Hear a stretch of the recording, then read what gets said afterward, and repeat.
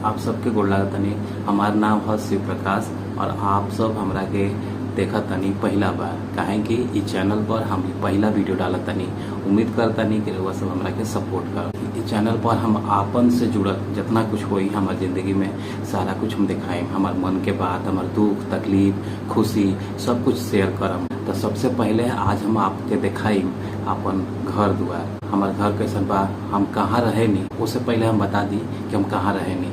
हम रहे नी धनबाद में। धनबाद जौन है वो कोयला के राजधानी है, कोल कैपिटल कहल जाला धनबाद के, जो कि झारखंड में पड़ेला। ऐसे हमार जन्म स्थल यानी होम टाउन जगह कहल जाला, होम टाउन है हमार बलिया, जगह के बागी बलिया कहल जाला, जो कि उत्तर प्रदेश में पड़ेला। लेकिन एजा हमनी के रहे नहीं जा, काहे कि हमारे बाबूजी के सेल में नौकरी रहे, तो अभी रिटायर हो गए बड़े बाबूजी। फिर भी एजा हमनी के रहे के पड़ला, काहे कि कोनो जरूरी बात बा तो रहे के पड़ला। हम 3 बहन 3 भाई हैं जा, और हम सबसे छोट हैं। दोनों भैया हमारे दिल्ली में रहेला पूरा परिवार के संगे, और तीनों दीदी के बियाह हो गई बा, जो अपन ससुराल में रह लोग। और हम एजा रहे नहीं माई बाबूजी के संगे, उनका करके संगे रहे नहीं। तो बस ये कुछ हमारे पर्सनल डिटेल्स रहे जो हम आपके बताइनी। और बाकी अब हम दिखाओ तनी अपन घर द्वार कि कैसन घर द्वार बा, हम कहाँ रहनी, कैसन घर बा, जो भी कुछ बा रउआ सब देखी। ओकरा बाद फिर हम आपसे फिर से मिलब, कुछ बात बोलब। देखी सब ये हमार घर है, कुछ बाहरी से ऐसा लगेला। ये बाउंड्री कैल बा। ये हमारा बागान में नीम के पेड़ बा, बहुत सुंदर, बहुत घना। गर्मी में बहुत बढ़िया छाँव देवेला, जना से का होला कि लाइन कट गेला के बाद ये एगो सहारा होला हमनी के। और देखा होता नहीं हमारा बागान में का बा, देखी ये हमार बागान है। ये सहजन के पेड़ बा, और आमों के पेड़ बा, अमरूद के पेड़ बा, ये कुल बा हमारा बागान में। हेजा लगौले बनी, कड़ी पत्ता के पौधा है, नीम के पौधा है, बहुत कुछ बा। नीम के पेड़ बहुत सहारा होला। ये हमारे घर है, अंदर से घर कुछ ऐसा लौकेला। टाली के घर बा, और बाकी 2 रूम जो बनल बा एल्वेस्टर के आई है।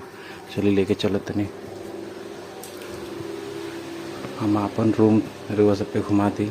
देखिए हमार रूम है, ऐसा टेबल लागल बा बीचों बीच, जहाँ पर रखल बा वीडियो बनावे के सब जुगाड़, सब एगो ट्राईपोड वगैरह बा। भाई देखिए माइक है, ये सब वीडियो बनावे नहीं। और हाई है सिल्वर प्ले बटन जो हमारे दूसरा चैनल पर मिलल बा।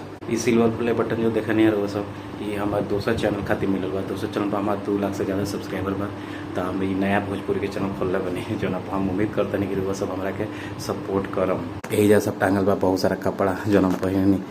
ये कुल बा हमारे एजा बा ड्रेसिंग है ना, जो हम लौकतनी। एजा बा भगवान के स्थान जहाँ पर पूजा करनी है, हमार माई दोनों लोग पूजा करनी जा। ये हमारे दादाजी हवन।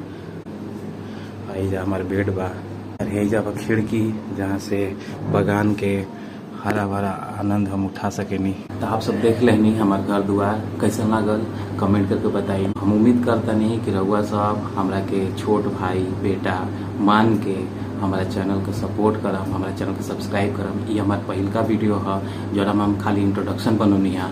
आगे रउआ सब हमरा के सपोर्ट करी, जोना के बाद हम और अच्छा वीडियो रउआ सबके दिखाई कि हम कहाँ रहे नहीं, हमरा के का विशेषता बा हमारा घर तरफ के, हमारा जिला के, हमारा शहर के। और ओकरा बाद और भी आगे हम अच्छा वीडियो रउआ सबके बनाई। तो ये बहुत छोट वीडियो रहे जो में हम अपने बारे में बताऊनी, और कुछ हमारा बारे में जानना चाहता नहीं तो कमेंट करके बताई, हम वो बताई। ठीक बा, तो चलिए वीडियो के एजे समाप्त करतनी।